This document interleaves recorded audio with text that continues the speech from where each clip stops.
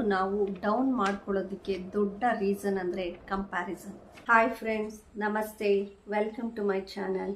Friends, ನಾನಿವತ್ತು comparison ಬಗ್ಗೆ ಒಂದೆರಡು ವಿಷಯಗಳನ್ನ ನಿಮ್ಮ ಹತ್ರ ಶೇರ್ ಮಾಡೋದಕ್ಕೆ ಇಷ್ಟಪಡ್ತೀನಿ. Don't compare yourself with others. ನಿಮ್ಮನ್ನು ನೀವು ಯಾವತ್ತು ಬೇರೆಯವ್ರಿಗೆ ಕಂಪೇರ್ ಮಾಡೋದಕ್ಕೆ ಹೋಗಬೇಡಿ. Comparison is the thief of joy. ನಾವು ಬದುಕ್ತಾ ಇರೋ ಬದುಕು ಎಷ್ಟೋ ಜನರ ಕನಸು ಕೂಡ.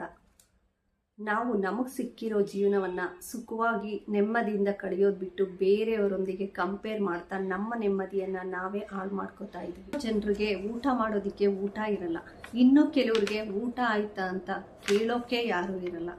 ಅಂಥದ್ರಲ್ಲಿ ನಾವು ಬದುಕ್ತಾ ಇರೋಂಥ ಬದುಕು ಎಷ್ಟೋ ಜನರ ಕನಸಾಗಿದೆ. ಅಂತಹ ಜೀವನ ನಮಗೆ ಸಿಕ್ಕಿದೆ ಅಂದಾಗ ಅದನ್ನು ನಾವು ಖುಷಿಯಿಂದ ಅನುಭವಿಸ್ಬೇಕು.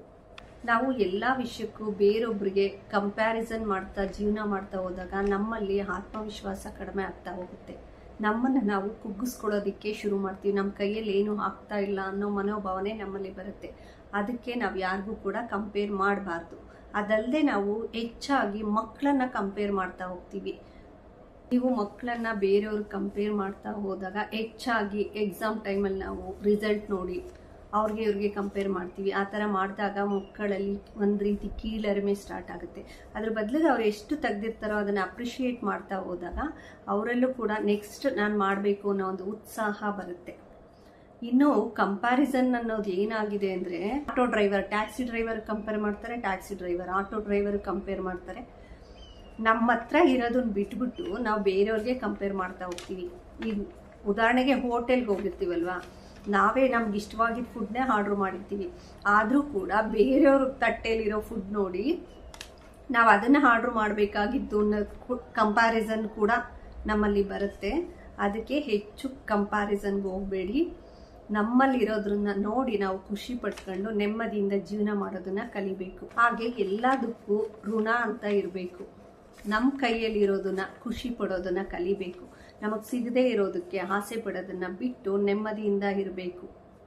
ಹೋಲಿಕೆ ಮಾಡ್ತಾ ಹೋದಾಗ ನಮ್ಮಲ್ಲಿ ಅತೃಪ್ತಿ ಮತ್ತು ಅಸೂಯೆ ಹೆಚ್ಚಾಗ್ತಾ ಹೋಗುತ್ತೆ. ಪ್ರತಿಯೊಬ್ಬರ ಜೀವನವೂ ಕೂಡ ತನ್ನದೇ ಆದ ವಿಶಿಷ್ಟತೆಯನ್ನು ಹೊಂದಿರುತ್ತೆ. ನಾವು ಯಾರೊಂದಿಗೂ ಕೂಡ ಹೋಲಿಕೆ ಮಾಡ್ತೇನೆ ನಮ್ಮ ಸಾಮರ್ಥ್ಯದ ಬಗ್ಗೆ ನಂಬಿಕೆ ಇಟ್ಟು ನಾವು ಜೀವನವನ್ನು ಸಾಗಿಸಿದಾಗ ನಾವು ಯಶಸ್ಸನ್ನು ಕಾಣುವುದು ಖಂಡಿತ. ಏನಿಲ್ಲ, ನೀವು ಸಿಂಪಲ್ಲಾಗಿ ಅರ್ಥ ಮಾಡ್ಕೋಬೋದು. ಏನಂದರೆ, ನಾನು ಕಾರ್ ತೊಗೊಂಡೆ ಅಂದರೆ ಅದು ನನಗೆ ಕಾರ್ ಫಸ್ಟ್ ಎಕ್ಸ್ಪೀರಿಯೆನ್ಸು. ಅದೇ ರೀತಿ ನೀವು ಕಾರ್ ತೊಗೊಂಡಾಗ ನಿಮ್ಗದು ಫಸ್ಟ್ ಎಕ್ಸ್ಪೀರಿಯೆನ್ಸು. ಈಗಿರುವಾಗ ಯಾಕೆ ಕಂಪೇರ್ ಮಾಡ್ತೀರಾ? ಯಾರಿಗೆ ಯಾವುದೇ ಎಕ್ಸ್ಪೀರಿಯೆನ್ಸ್ ಬಂದರೂ ಕೂಡ ಅದು ಅವರಿಗೆ ಫಸ್ಟ್ ಎಕ್ಸ್ಪೀರಿಯೆನ್ಸೇ ಆಗಿರುತ್ತೆ. ಈ ಒಂದು ಅರಿವು ನಮ್ಮಲ್ಲಿದ್ದಾಗ ನಾವು ಯಾರಿಗೂ ಕೂಡ ಕಂಪೇರ್ ಮಾಡೋದಕ್ಕೆ ಹೋಗಲ್ಲ.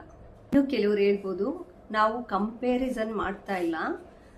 ಈಗ ಸೈಕಲಲ್ಲಿ ಹೋಗೋರು ಗಾಡಿಯಲ್ಲಿ ಹೋಗೋರನ್ನ ನೋಡಿ ನಾವು ಆ ರೀತಿ ಇರ್ಬೋದು ಅಂತ ಆಸೆ ಪಡೋದು ಬೇರೆ, ಕಂಪ್ಯಾರಿಸನ್ ಮಾಡಿ ನೋವು ಪಡೋದು ಬೇರೆ. ಈ ಅರಿವು ನಿಮಗಿರಬೇಕು. ಕಂಪ್ಯಾರಿಸನ್ ಬಗ್ಗೆ ಒಂದು ಪುಟ್ಟ ಸ್ಟೋರಿ ಹೇಳ್ತೀನಿ. ಒಂದು ತೋಟದಲ್ಲಿ 2-3 ಥರ ಹೂವು ಇರುತ್ತೆ. ಗುಲಾಬಿ ಹೂವು, ಮಲ್ಲಿಗೆ ಹೂವು ಮತ್ತು ಕಾಡು ಹೂವು ಅಂತ ಬರುತ್ತೆ. ಈ ರೀತಿ ತುಂಬ ಅನೇಕ ವೆರೈಟೀಸ್ ಆಫ್ ಫ್ಲವರ್ಸ್ ಇರುತ್ತೆ. ಒಮ್ಮೆ ಗುಲಾಬಿ ಹೂವು ನಾನಿಷ್ಟು ಚಂದ ಇದ್ದೀನಿ ಅಂತ ಬೀಗ್ತಾ ಇರುತ್ತೆ. ಮಲ್ಲಿಗೆ ಹೂವು ನಾನಿಷ್ಟು ಸುವಾಸನೆಯಿಂದ ಕೂಡಿದ್ದೀನಿ ಅನ್ನೋ ಒಂದು ಹೆಮ್ಮೆ ಇರುತ್ತೆ. ಆದರೆ ಆ ಕಾಡು ಹೂವು ಅವೆರಡನ್ನು ನೋಡಿದಾಗ ತನಗೆ ತಾನೇ ಅಯ್ಯೋ ನನ್ನನ್ನು ಯಾರೂ ಇಷ್ಟಪಡಲ್ವಲ್ಲ, ನಾನು ಯಾಕೆ ಈ ಥರ ಅಂತ ಕೊರಗ್ತಾ ಇರುತ್ತೆ.